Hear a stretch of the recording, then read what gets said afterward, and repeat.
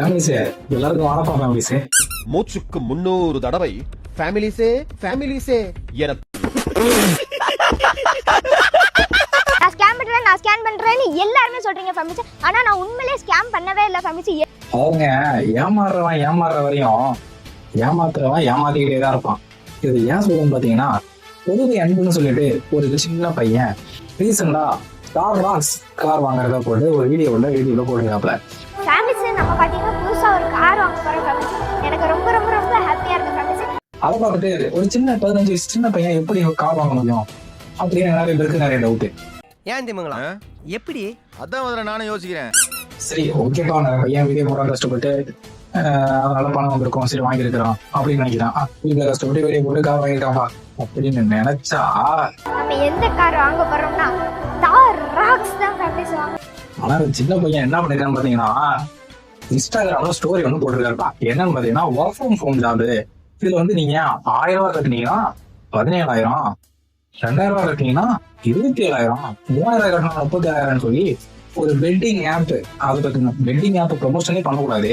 ஆனா இந்த பையன் ஸ்டோரி போட்டு பெட்டிங் ஆப் ப்ரொமோட் பண்ணி கிட்டத்தட்ட நிறைய பேர்கிட்ட பணம் வாங்கி, இது வந்து நீங்க அனுப்புன 3000 லாஸ் ஆயிடுச்சு, நீங்க மேலும் எக்ஸ்ட்ரா 1000 அனுப்புனீங்கன்னா இந்த 3000 சேர்த்து எடுத்துடலாம் அப்படின்னு சொல்லி நிறைய பேருக்கு 5000, 10,000, 7,000, 9,000 சொல்லி நிறைய பேர்கிட்ட பணம் வாங்கி இது லாஸ் ஆயிடுச்சுன்னு சொல்லி பணம் வரும்னு சொல்லி நிறைய பேரை ஏமாத்திட்டு இருக்காப்ல. இவங்க நிறைய பேர் கேட்டு பார்த்துட்டு விட்டுட்டாங்க. ரீசெண்டா ராக்ஸ் கார் வாங்கலாம்னு பார்த்தீங்கன்னா எப்படியே வெறும் 20,000 கட்டி வாங்கினாலும் ஃபேமிலிஸ் 20,000 கட்டி தான் நம்மளுக்கு வாங்கியிருக்கேன். மிச்சம் இஎம்ஐல போட்டலாம்.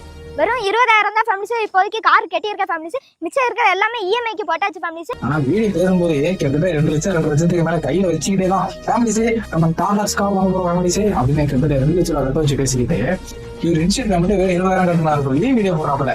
ஃபேமிலிஸ் நம்ம பாத்தீங்கன்னா புதுசா ஒரு கார் வாங்க போறோம் ஃபேமிலிஸ். நடா தம்பி டேய், நான் ஸ்கேமே பண்ணல ஃபேமிலிஸே.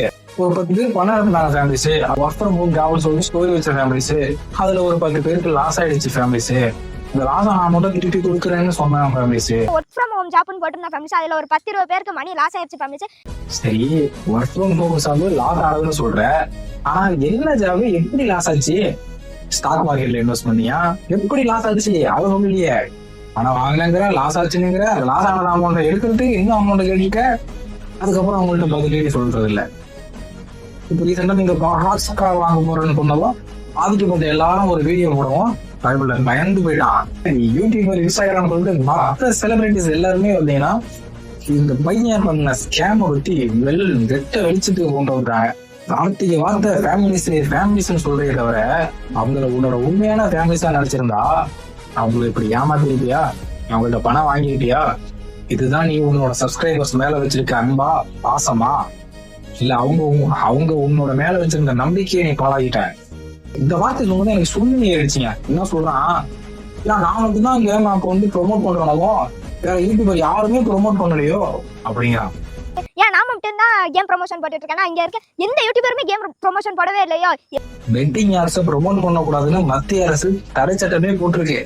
இது கூட தெரியாத பூமொட்டையா இருந்துகிட்டு சின்ன பைக்குள்ள பெட்டிங் ஆப் ப்ரொமோட் பண்ணிட்டு ஒர்க் ஃப்ரம் ஹோம் ஜாப் சொல்லி ஏமாத்திட்டு பெரிய ஸ்கேம் பண்ணிக்கிட்டு இப்போ வந்து மற்றவங்க யாரும் பண்ணலையோ நான் தான் பண்றேன்னு சொல்லி வியாக்கணம் பேசுறியா? நீ பண்றதே தப்பு. மற்றவங்களாம் மாற்ற சாணத்துனால நீ மாற்ற சாணத்துக்கு இல்லையா? இல்ல வேற சாணத்துக்கு இல்லையா? அதை யாரும் பண்ணலையோ அவன் தான் பண்ணணும் அப்படிங்கிட்டு.